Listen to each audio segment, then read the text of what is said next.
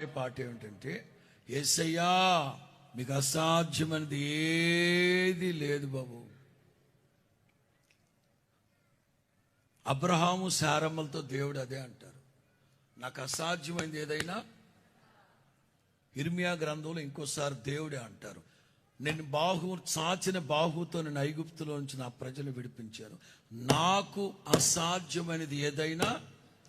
ఈ రెండు సందర్భాల్లో సాక్షాత్తు సృష్టికర్త అయిన దేవుడే అంటారు, నాకు అసాధ్యమైనది ఏదైనా. కానీ యేసు ప్రభు మత్తయి సువార్తలు అంటారు, మీకు అసాధ్యమైనది ఏదియు. ఇవాళ వర్తమానంలో సాధ్యమైనంత వరకు ఆఖరి పాయింట్ కింద చెప్తాను.